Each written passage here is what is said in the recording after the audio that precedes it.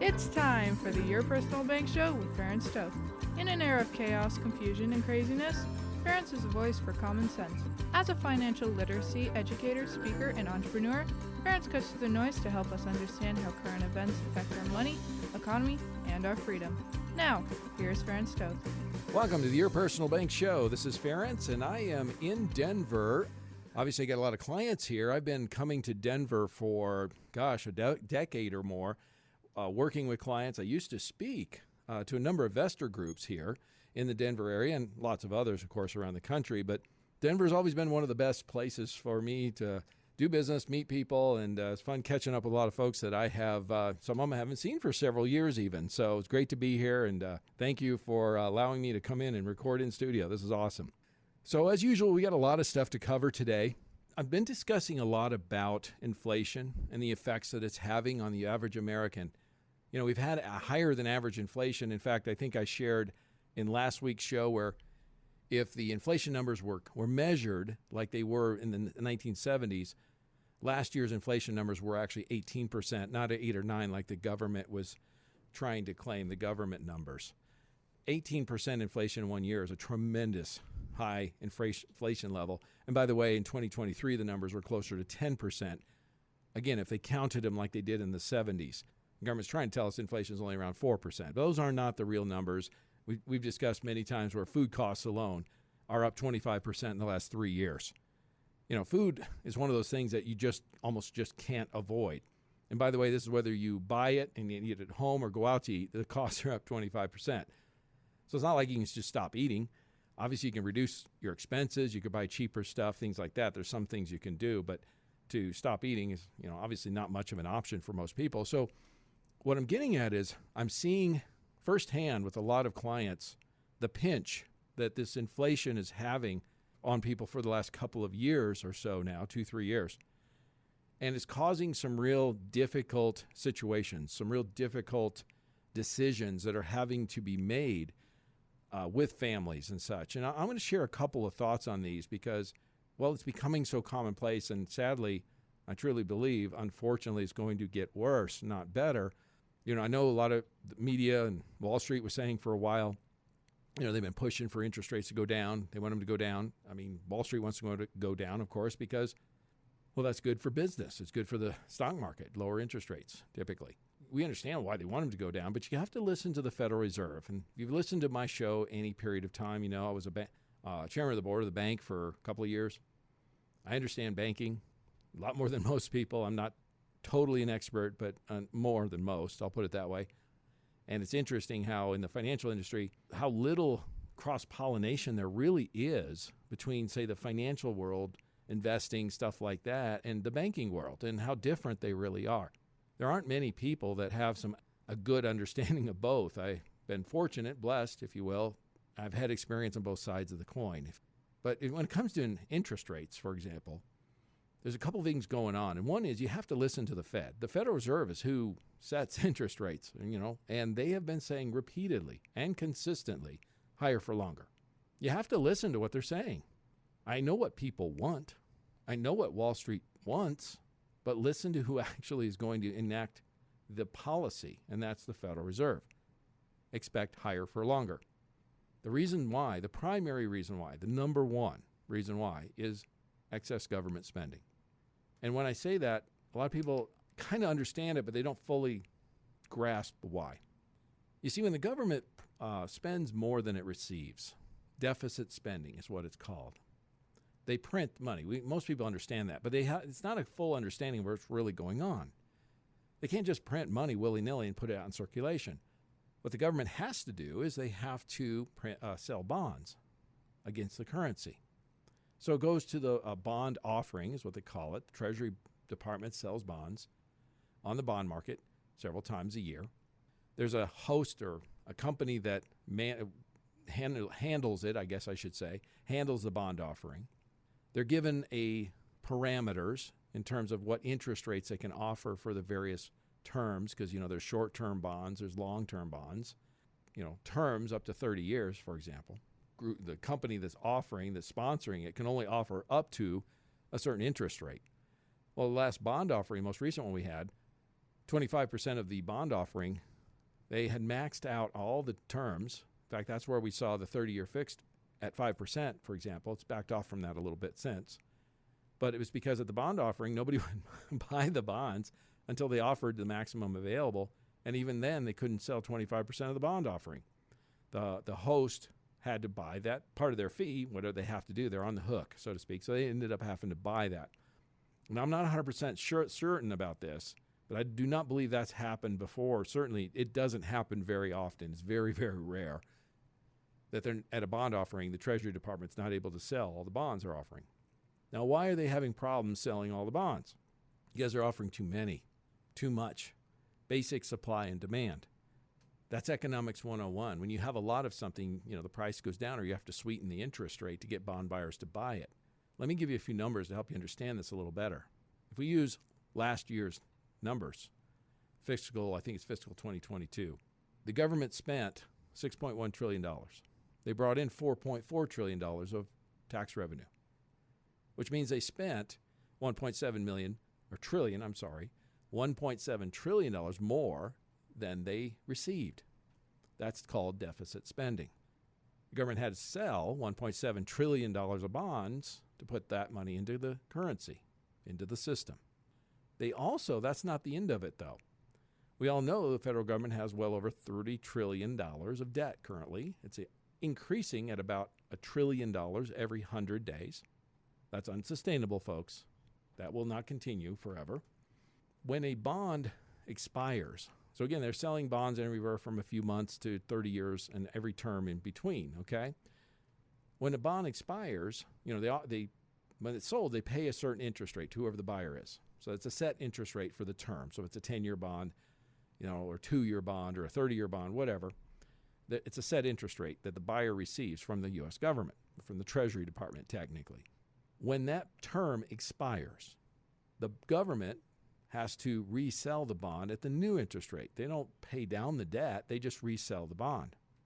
The problem the government's facing now is interest rates are far higher now than they were, say, a couple years ago. So they're having to sell these bonds that are expiring, the terms expiring, at a much higher rate. They're having to offer a much higher interest rate to the bond buyers to get them to buy it. Again, there's over $30 trillion of debt. Every year, a certain percentage of that debt expires, or those bonds expire, and it rolls over, it's the term, and they got to resell it. Let's assume it's 10%. That's probably conservative. I don't know what the percentage is. I don't think the government tells you. I don't think they tell anyone. But let's say it's 10%. That means they're selling about $3 trillion or over $3 trillion of bonds every year. They're just rolling over from existing debt. Plus adding the $1.7 trillion in excess spending from last year. So that would be over 5.7, close to 6 trillion, let's say, estimated bonds that were sold in the bond market last year. In 2023 fiscal year, it's going to be higher because it's estimated the deficit spending is is going to be about 2.5 trillion. So again, if they roll over, say, 3 trillion or so, and that's increasing from existing debt, and they sell another 2.5 trillion of new debt, that's going to be like 5.5 trillion of debt bonds that'll have to be sold. Somebody's going to have to buy them. With that, and that's a significant increase. Each year they've been selling more and more, spending more, selling more bonds. The last year's numbers were all-time records, and this year's going to be even higher. The bond buyers are getting too much. There's not enough demand. What that'll do is it'll force the government to offer higher and higher interest rates to sell these bonds. That's going to push interest rates up. That's why the Fed is saying higher for longer. That's one of the reasons, folks. Until the federal government stops spending more than they receive, there is going to be pressure on bond returns, bond interest rates, which also affect greatly interest rates. So I wish that interest rates were going down, but there's no signs of that, and probably the opposite. There was an article in Vanguard not too recently that stated they expect bond interest rates to increase for the next 5 to 10 years. This creates an opportunity, by the way, because as interest rates continue to climb on bonds, you can invest in dividends, high cash value policies like we talk about that pay dividends that are interest rate sensitive All the companies are saying the same thing. Dividends are on the rise. They're paying 6% insured guaranteed tax-free right now. Don't forget, tax-free is a big deal. Meeting with some folks today in Denver, they're in the 25, 33% tax brackets. If you're in the 25% tax bracket, for example, state and federal, a 6% tax-free return is the same as an 8% after-tax or taxable return. Because if you make 8% and it's taxable and you're in the 25% bracket, you keep 6%, don't you? So 6% tax-free competitive, depending on your tax bracket? Absolutely. When you add it's insured with guarantees, that's powerful too. When you add the fact that it's likely going to increase returns, dividends for the next 5 to 10 years, they'll likely be increasing. Certainly could be longer than that, could be higher than that. Depends on what the federal government decides to do regarding spending, which is out of control. We're going to talk about that some more today, by the way, and some solutions. But the thing is, you get opportunity. Opportunity presents itself from the financial irresponsibility of the federal government. The excess spending creates an opportunity. You have an asset that likely is going to be increasing in returns for the next decade. Now, when do you buy? Buy low, sell high, right? All that kind of good stuff. Which it's going to lead me to some stories I'm going to share in the next segment that I think you're going to find are extremely valuable and important because this is real world. These are real people. This is real life. And folks, it's not going on just in Denver, like where I am right now, but it's happening across the country to average Americans, normal people who are doing nothing more than trying to live their lives, raise their families, build their business or their career. They're trying to do the right thing, but it's becoming more and more difficult. And it's becoming more and more difficult because our federal government, our representatives, the bureaucrats, the people that are in charge, refuse, and absolutely refuse to employ any financial discipline, responsibility of any kind whatsoever. And that is where I have an issue. That's where the problem is. Stay tuned in the next segment. I'm going to discuss some stories about what's going on, how to deal with it, and then we're going to get into some stuff about taxes, so you don't want to miss it. Stay tuned for more common sense from Ferenc. For more information, contact Ferenc at 866-268-4422 or yourpersonalbank.com. That's 866-268-4422.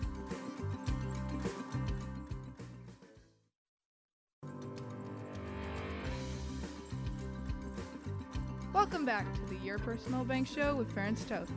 Want more information? Contact Ferenc at 866-268-4422 or yourpersonalbank.com. That's 866-268-4422. Now back to the show with Ferenc Toth. Welcome back to the Your Personal Bank Show. This is Ferenc. If you want to reach out to me, you can contact me at yourpersonalbank.com. And yes, you will reach me. People are often surprised when they contact me there. I do my best to reach out to everybody that contacts me. And again, it's yourpersonalbank.com. So a 2023 survey just come out conducted by payroll.org highlighted that 78% of Americans live paycheck to paycheck. By the way, that's up almost 10% from a year ago. Auto loan delinquencies have now hit a 13-year high. That's in 2024. That's the highest rate since the last quarter of 2010. If those of you who don't remember what was going on in 2010, that was called the Great Recession, wasn't it? Student loan debt, by the way, and that's been a hot topic lately, but student loan debt is at $1.74 trillion, which is at or close to an all-time high, despite even the forgiveness that we're seeing often happening from the Biden administration. Year over year, hardship withdrawals from 401ks are now up 36%, much, much higher than the average. Now, those are the statistics. Let me give you one more statistic, then I'm going to share some stories. So in December 2023, wages were reported to be up by 4.3% year over year, and the Biden administration was touting those kinds of numbers. But here's some things you need to understand. That's pre-tax wages. You see, by the time the average hardworking middle-class American pays federal, state, Social Security, Medicare tax, they're barely up 3% in real after-tax wages. Now, when you factor in inflation year over year, most middle-class families are going backwards. What did the government say inflation was in 2023? About 4%. So according to the government numbers even, The average American, if they got a 4.3% raise in 2023 over the previous year, they really got about a 3% raise after tax. And if inflation was 4%, they really lost 1% buying power, didn't they? But the real numbers, that's not the real numbers. As I stated earlier, if inflation, CPI, was counted like it was in the 70s, last year's 2023 numbers, inflation was about 9-10%. If it was at 9% even, you got a 4% raise, 3% after tax. Inflation is 9%. That means you lost 6% last year. And that's if you got a 4% raise. That's 1 year. And 2023 was not the worst year for inflation. As we all know, 2022 was far worse. The government says 8%. The real numbers show 18% just in 2022. My point is this. The average American, the middle class, is moving backwards due to inflation. Inflation is an insidious, hidden tax. It's maybe one of the worst. I've heard some people even discuss that. And in that respect, they're correct. It's one of the worst taxes because it impacts the middle class and the lower income folks the most. When you discuss things like food costs going up 25% over the last 3 years, obviously it affects the lower income folks the most because they're spending more of their money on food percentage-wise than somebody with a higher income. Now let me share a few stories I've had with folks here just in Denver this week. So I had one gentleman, younger guy, doing well, working in his career. There was a period of time a couple of years ago that both his wife and him were in school getting master's degree or advanced degrees, so their income completely stopped. They also had a baby at the time, so they had additional expenses, and inflation was hitting them. Now you start to think about how they manage all that. Well, here's the good news. About 7 years ago, I met them here in Denver at a workshop I did, and we helped them set up a personal bank policy. High cash value policy, earning dividends, growing, and they had been putting money in it while they were working, building a nest egg. Now here's the beauty of what happened. When they lost both of their incomes, of course, it was intentional because they were getting advanced degrees. Then they had the baby with the additional expenses. How do they manage to pay the bills, expenses? Well, a lot of it came from they were able to access funds from their policy in tax-free without any penalties, no issue whatsoever, and that helped them get through that period of time when they needed that income to live on. Now, since then, fast forward a couple of years, they're both working again, making good incomes, all that stuff. He likes to play. He's a trader. He plays in the stock market. A lot of people do that, doing some options and stuff. Nothing on a huge level, per se. Doesn't sit in front of a computer screen all day. He's got a full-time job, right? The average American, they don't have time to sit in front of a computer and be a day trader. I mean, there's some people out there that do that. I've met very few who've been successful at it, to be fair. But my point is, he, buys stocks, options, various things, holds them for a few months, to a few weeks, few months, whatever. Your typical casual trader. There's a lot of people out there like that. Now, last year, the markets, particularly in the tech area, did extraordinarily well. It wasn't expected by a lot of people, including himself, but he surprisingly did rather well. Of course, the markets, particularly the tech stocks, have hit, many people consider, extreme levels at our all-time highs. We'll put it that way. And he was asking me, he was getting nervous about it. He was concerned. Now, I'm not here to give stock advice to people or anything. What I try to do is help people make financial decisions, financial literacy and solid financial decisions that make sense. So I shared with him, you're stock trading, obviously speculative. He understood that. I always say, if you're going to do something like that, I'm not saying not to do it. What I'm saying is don't do it with any money that you can't afford to lose. Much like if you went to Vegas or something, right? If you go gambling, you might do it for fun, but don't gamble don't gamble the mortgage, right? Obviously, okay? Don't gamble your future. If something happens and you win, you get a win, great. If you lose it, yeah, it kind of stinks, but, it's not the end of the world, right? So that's where he's at. Well, he's had a windfall, so to speak. He's done really well, better than he expected with some of these tech stocks, but he's concerned now. He's worried. And I said, well, and we talked about how much he started with, how much he had now. And I said, well, what if you did this? This is a great principle. Gamblers use this. Speculators use this. What if you took your principal off the table? In other words, sold those positions and got back out the money you started with. Well, what does that do? Well, you're now playing with house money, right? Or paper money at that point. The gains on paper, because he hasn't cashed out yet, he hasn't sold the positions. Obviously, they're not actually realized yet because he hasn't sold them. They're paper gains. Please understand that when you're looking at a piece of paper and you see a statement. I share this with people all the time. Doesn't mean that's what it's going to be. It's actually worth to you. You got to figure out what's worth to you after tax, certainly, one. But two, it's not really worth that until you actually close it out, access it, sell it, whatever, right? I mean, it's paper gains until you cash it out. He understood that. And he liked the idea because I said, bottom line is if you take the principal, what you started with, your contribution off the table, now you're playing with house money. You're just playing with the paper gains. So, ideally you don't lose it all. That would stink. But if you did, you didn't lose any money overall. He goes, that's really good advice. Because the longer Wall Street says this, Vegas says the same thing. They have a saying there that says if you play long enough, they will win. And the mistake I see people make, both the market, to be fair, that are speculating. I'm not talking about the investors who are, and please understand, I'm not talking about investors who are buying stocks, hanging on to them for years or decades even, and building wealth long term. I'm not talking about that. What I'm talking about here is the people that are trading, the people that are buying options and shorter terms. They're speculating. Okay, they're speculators. They're not, I don't want to offend anybody, but you're not an investor, okay? You're a speculator. And there's a lot of people out there that do that. And I know there's some people out there that say you shouldn't speculate and all that. Well, here's a guy who can do it. He enjoys it. He's had some success with it. He's had some losses too, but he's okay with it. And there's a lot of folks out there that are doing that kind of thing. And I think rather than putting our head in the sand, we should address the real world. Well, how can he take the stress off, worrying about he's made some gains on paper, certainly, and rather good ones, and he's getting a little nervous about it because it's gone up so much. Again, taking the principal out, getting your contribution out. Now you're playing with house money, takes the pressure off. And that really, it's like, that makes a lot of sense. And then put it into something it's going to grow. And look, if it's going to grow insured, guaranteed, tax-free, he's already got personal bank policies that have been doing really well for him too. He says, I think I'll just take that money out and do some more there because then I can lock that in and grow for the future and build ultimately for my retirement. And I said, exactly. That's my point. So when you get a windfall, why not put something into it where you can lock it in, know it's there, know it's going to grow.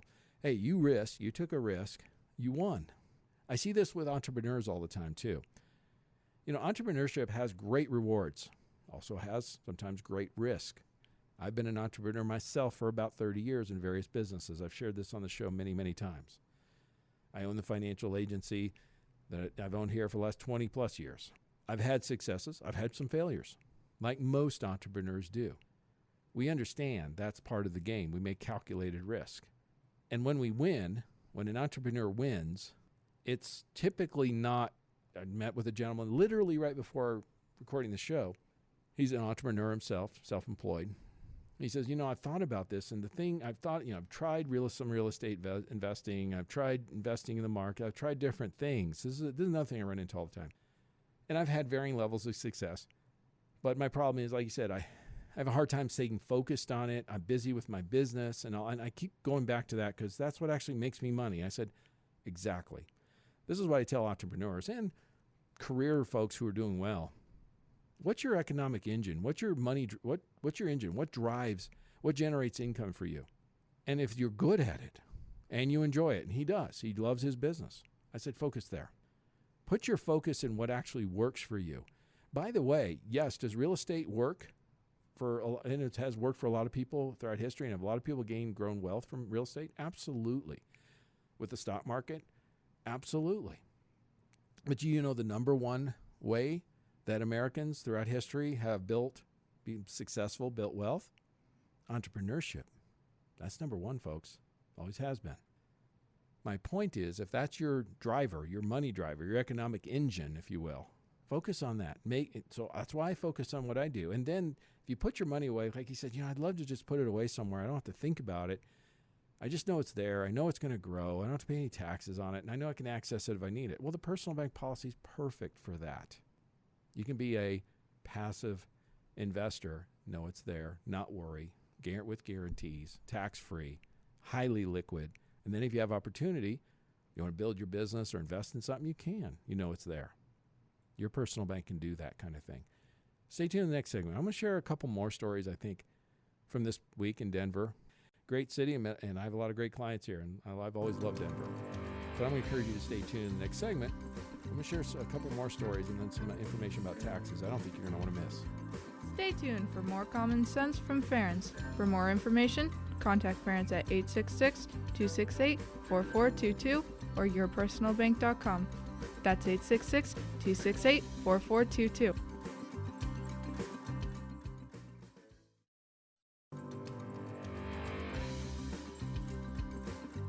Welcome back to the Your Personal Bank Show with Ferenc Toth.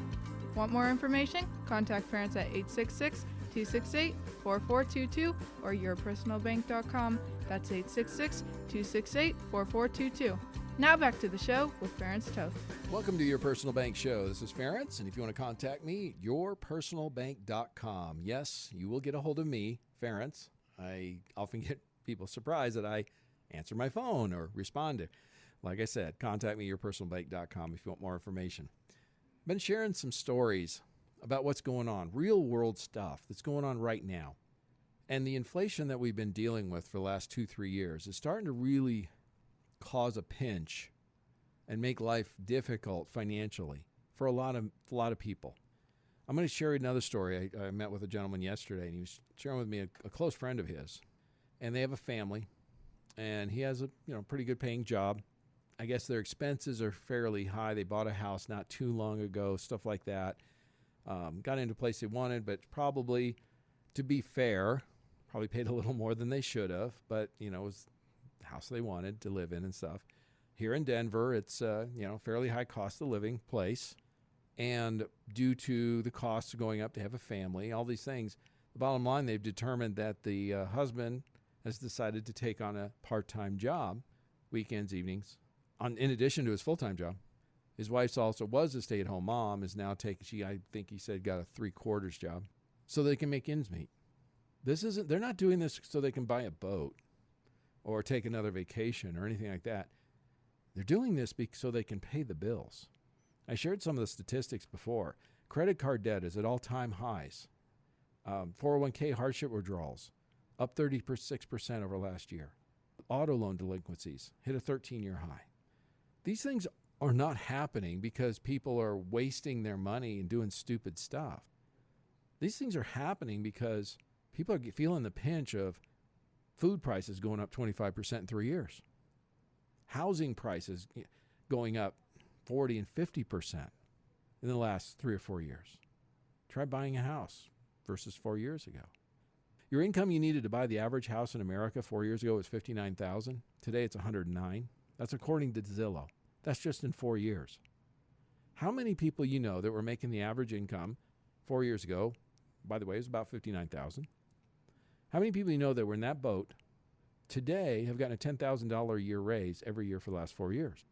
The answer is very few, which means when it comes to housing, they've gone backwards. Sadly, home ownership has slipped away for a lot of Americans, particularly younger Americans, lower income Americans. It's sad. But the story I wanted to share with you, I think is so valuable here is this husband's taking on a part-time job. The wife's taking on a 3/4 time job. They have young children. And I had a simple question. He asked me what advice I would give if I was to talk to those people. To be honest, I don't know if he was asking for himself or for a friend. But I didn't want to go there. You know what I'm trying to say? I don't know. But I shared with him, honestly, what I would say, whether it was him or his friend. Because I am running into this often. It's not something to be ashamed of. It's something that's happening due to the reckless spending our federal government has been doing for several years now and causing higher and higher inflation. And my question was this. If you're going to do this you could do this for a short period of time.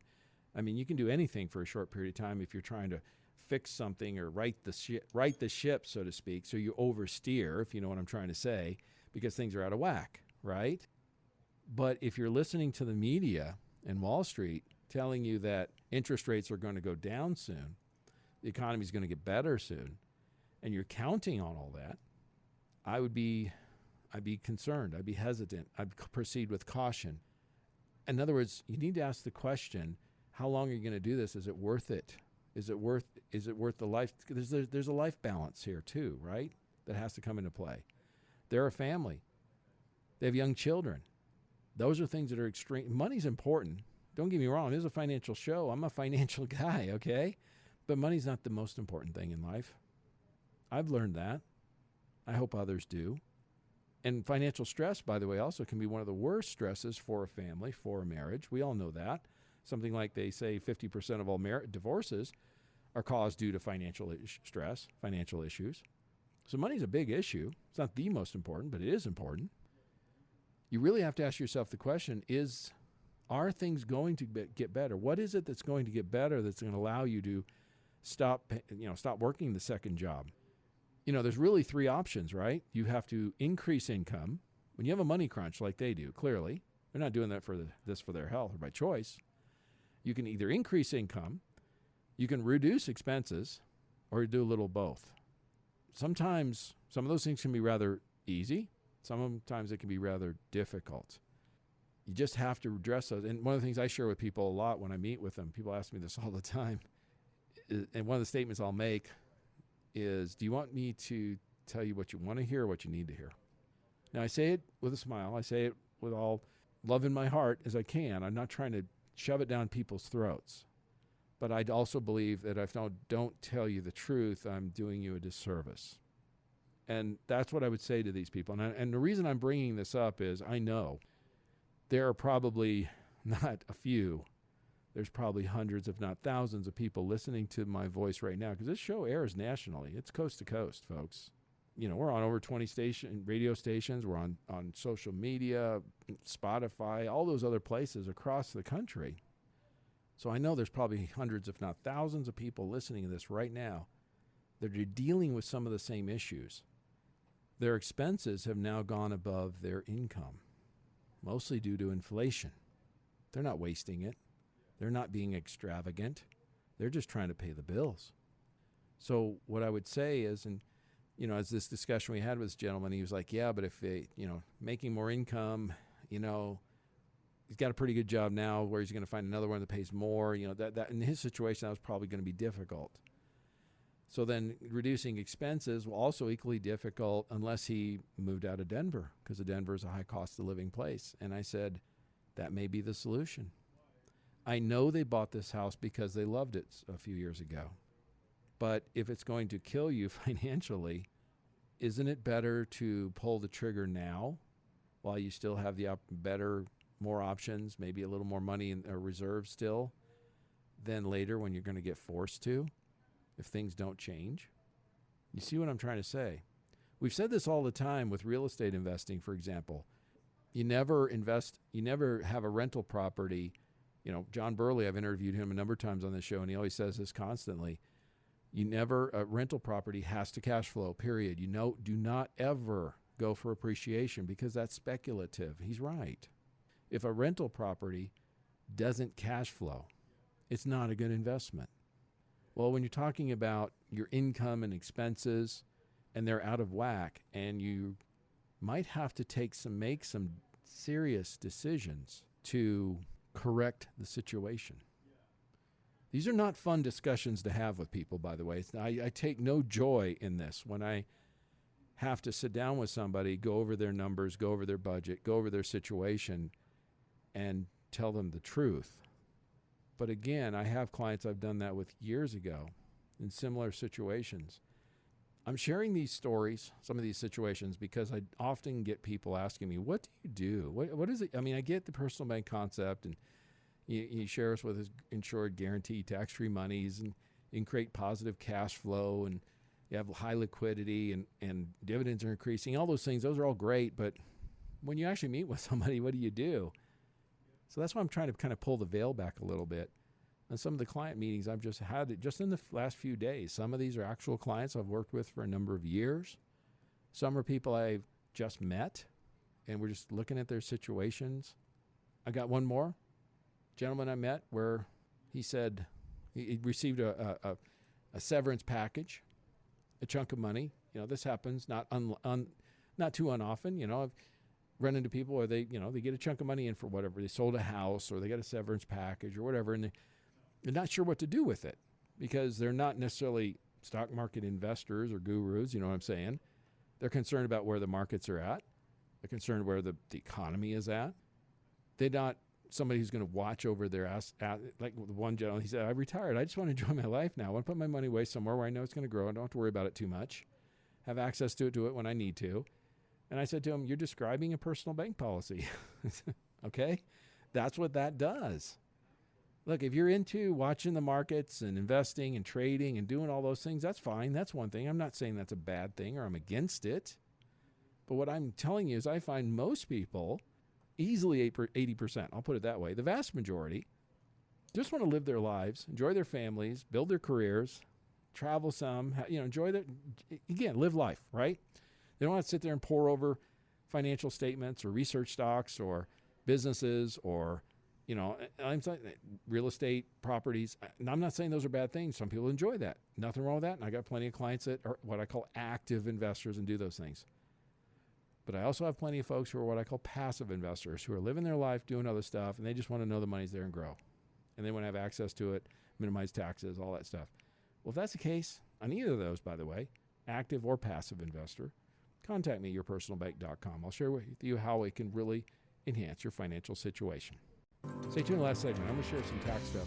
Tax days right are really around right here.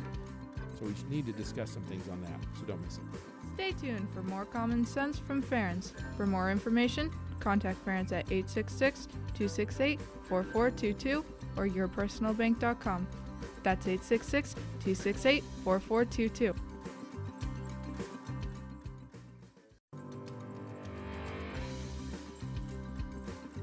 Welcome back to the Your Personal Bank Show with Ferenc Toth.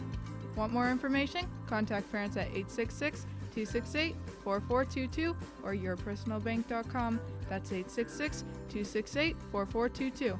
Now back to the show with Ferenc Toth. Welcome back to the Your Personal Bank Show. This is Ferenc, and if you want to reach me, contact me at yourpersonalbank.com. And yes, you will reach me, yourpersonalbank.com. So I've been sharing some stories today, real world stuff. Things that I've been dealing with people this last week here in Denver. Love the city of Denver, the people in it. Been here many, many times over the last decade. I have lots of clients here. I used to speak here regularly to a lot of investor groups. Just like love Denver a lot, okay? So thanks for having me here. I really appreciate it. But some of the stories I've been sharing, just like I said, folks I've met with here in Denver, just everyday folks. Some are making more, some are making less, but, they're not the top 1%. Some are doing pretty good, pretty close to that, and then they're not the bottom 20% either. Okay, they're the middle swath, if you will, the vast majority of people. There's a lot of stuff going on that are impacting people today. Inflation is eating away at the buying power, and a lot of people are feeling the pinch. And those that had a situation. And by the way, this doesn't affect the lower income folks strictly. It actually, in fact, I've got people that make several $100,000 a year and they're feeling the impacts, the effects, because it's not the amount of money that they're making, it's the amount of they're making compared to their expenses. In other words, I met doctors who make $400,000 and $500,000 a year and they're broke, okay? Because they're spending as much or more than they make. It's not what you make, it's what you keep, right? You got to have a balance. You got to have a balance there. If you're earning a certain amount of income, you got to make sure that your spending is something less than that. And the bigger the gap you can make, the better you're going to be off financially, the less stress you're going to have in your life financially, the bigger gap you can create between income and expenses. That's basic common sense, but it's financial literacy. But it's amazing how few people actually live it. Federal government, of course, does the opposite. My point is, and then I guess what I'm trying to say is when inflation, the reason when you want that gap, that cushion, that difference, and you want to build some reserves and have access to it without taxes and penalties and stuff, is what happens when expenses go up out of your control, like inflation. And some people were living a little too close to the vest. Their income and expenses were too tight. And now when something changes, they're in trouble. And that doesn't matter if you're making $50,000 a year or $500,000 a year, they're in trouble. So changes, decisions, some tough decisions, and sometimes have to be made. And that's the things I help people do oftentimes. But then the last thing I want to share here is this last bit of spending, a lot of people weren't paying attention to this because I think part of the reason is they're just fed up. But the federal government just spent this last week or so another $1.7 trillion in an omnibus spending bill. It's filled with a bunch of pork. We already have debt that's increasing $1 trillion every 100 days. This last bit of spending will bring the deficit spending or increase the debt by approximately $2.5 trillion more this year. So plus the interest and such on the debt is increasing the overall debt by $1 trillion every 100 days. So it's just piling on. It's throwing gas on the fire. It's making things worse. In fact, the borrowing now is about the amount of spending annually. It's crazy. In other words, they're borrowing about as much as they're spending every year now. The government's bringing in, I don't know, $4.4 trillion last year. Okay, they're going to spend about $7 trillion roughly, something like that. $2.5 trillion more, right? At least 2/3. It's crazy. It's just out of control. Okay, forget the numbers. It's out of control and it's unsustainable. I don't think our politicians have the political will to make a difference, either party. I mean, we need to vote people in who are fiscally responsible. That's the bottom line. Ultimately, it comes down to the American people. Are we going to do that or not? Otherwise, the people we have up there now are just going to spend us in oblivion. I've heard people say just driving us off a fiscal cliff. They're right. Unfortunately, at the pace they're going, by the way, they're accelerating. They're like we're headed to a cliff, a financial cliff. And they're accelerating the accelerator. They're pushing the gas harder. They're going faster. Why would they do that? It makes no logical sense. Its bottom line is they're looking at what benefits them personally, but not the country or their representatives, or the people they're representing, I should say. That's the bottom line. But this bill increases customs and border protection by $3.2 billion over last year's. It includes almost $500 million for additional border patrol agents. You would think that would be a positive, but based on what the Biden administration has been having border agents do, I don't see it as a positive. They're being nothing more than travel agents, facilitating illegals entering the country. It just means we got more welcome greeters. So what? So what? They hire more border agents. If they don't enforce the laws, who cares? By the way, interestingly, this bill spends a lot more money than last year, yet no money for the border wall. None whatsoever. That's not important. It does fund every non-governmental organization that supports illegal immigration. So it's going to just continue to facilitate and bring more people here. Increases the Department of Defense spending by $26 billion. Just what we need. More money for more war. Yay. Increases funding for Head Start and child care, $1 billion more. Hey, what's another billion when you owe over $30 trillion, right? There's $200 million for the FBI News headquarters project. It's been proven the FBI has been illegally spying on U.S. citizens. Yet they get another $200 million for a new headquarters. Sure, why not? You're doing illegal stuff and you get rewarded by more money. Sounds fair to me. Sounds like a status quo for Washington. Here's a good one. Centers of Disease Control and Prevention are going to get a $4.5 million increase. Remember, they're the ones that basically screwed up the COVID response, right? Badly. So, they screw everything they said has now been proven wrong, and they get rewarded by extra funding. There's no incentive to do anything right up there. In fact, if you do it wrong, you get more. That's the Washington way. And of course, like most omnibus packages, it's an over 1,000-page bill, by the way, of spending. And they had less than, I think they were given a day or two, to read it and pass it. Of course it did. All the Democrats voted for it. They just love spending money. And about half the Republicans, the rhinos. Pay attention to that. If your representative voted for this monstrosity of spending while we have all-time record debt, please vote against them next time they come up for re-election. For all our sake, yours and mine and everybody else's that lives in this country. That should be a priority. But here's some of the pork. $10 million to Alaska Museum for Political Figures. Wow, that seems important. $850,000 for a gay senior home. Wow, I'm glad my tax dollars are going to that. $15 million to pay for Egyptians' college tuitions. Why Egyptians? Why not other people? Well, why are we paying for it all? We're already broke. We're in debt. $400K for a gay activist group to teach elementary kids about being trans. I'm a Christian. That sounds great. Love seeing my money go to something like that. Love this one. $500K for a DEI zoo. Boy, that sounds important. $400K for a group to give clothes to teens to help them hide their gender. That's real valuable. I believe in that one a lot as a Christian. $1.5 billion additional green energy funding, as if we hadn't had enough of that already. $300 to $500 million to the Ukraine secretary. Gee, I wonder why that. I wonder how much of that is getting kicked back in money laundering or campaign contributions, all that stuff. There was an amendment to this omnibus package that was proposed that would bar taxpayer funds to fly illegal immigrants to U.S. towns. Every single Democrat voted against it.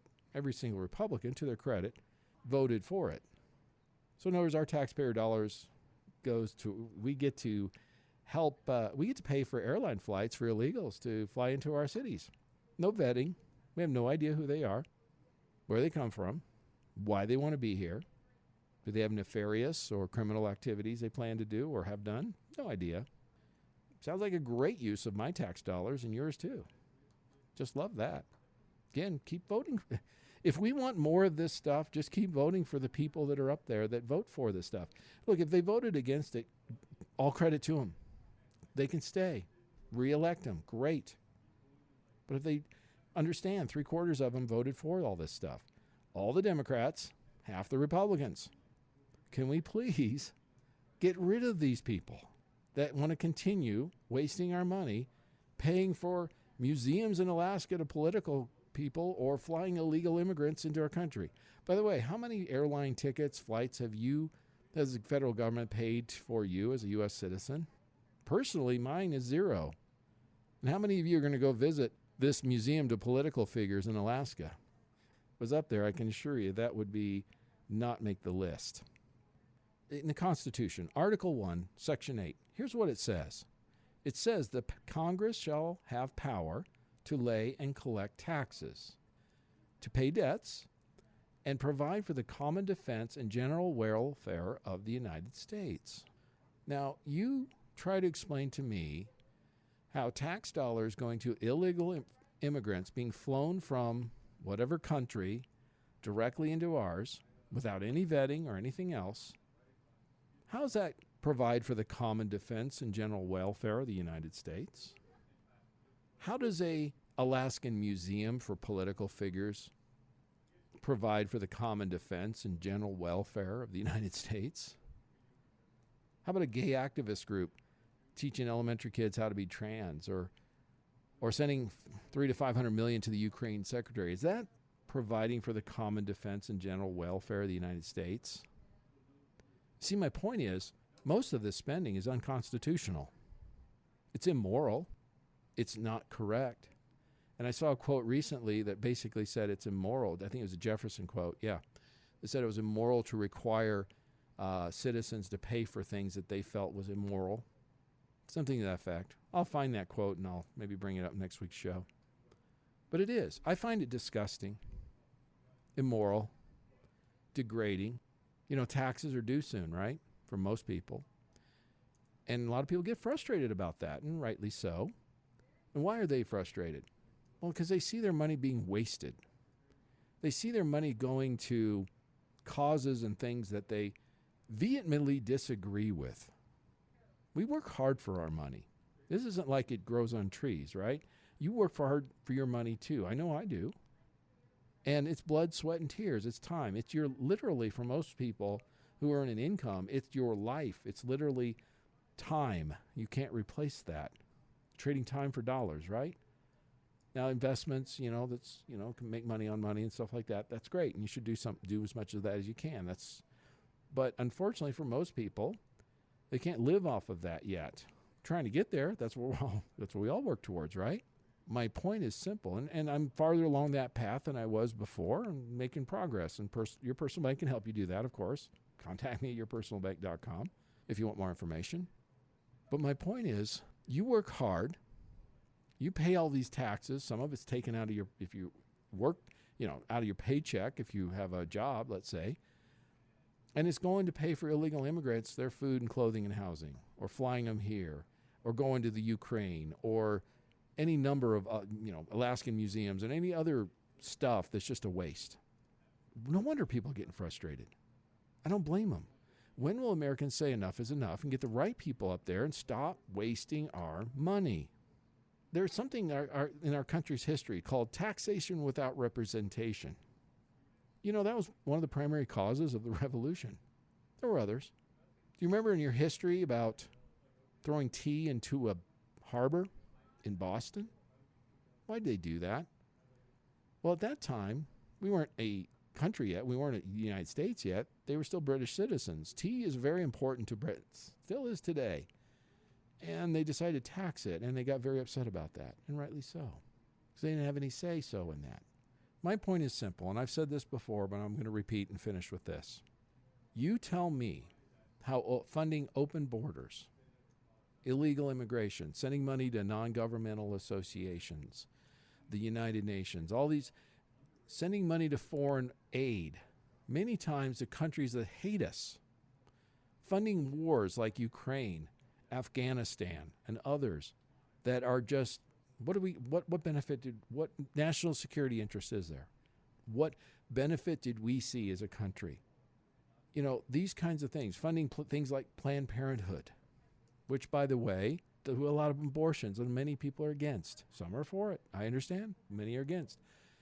Why should our tax dollars, our hard-earned money, have to go to pay for these kind of things? Why should we have to fund all this excess and wasteful spending? That's my question. These are questions we need to address, and we need to demand our representatives to address these too, or they're just going to continue to do the same thing. Don't expect the ones that are there that voted for this stuff to change. They're not gonna. They're either compromised in some way or bribed. It's pretty much, it's open knowledge. You have to replace them. So if they voted for war, voted for Ukraine, if they voted to not close the border, keep the border open, if they voted for nothing to stop the illegal immigration, if they voted for foreign wars, if they voted for, foreign aid, if they voted for deficit spending when we have record debt, vote for somebody else. Find a candidate that will hopefully try to do something different and do the right thing.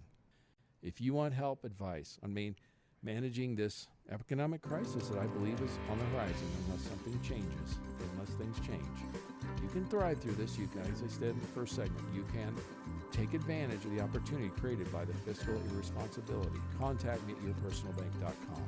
As always, stay tuned to Your Personal Bank Show next week. And as long as it's on our money, in God we trust. Listen Tuesdays at noon and Saturdays at 1 to the Your Personal Bank Show for more information.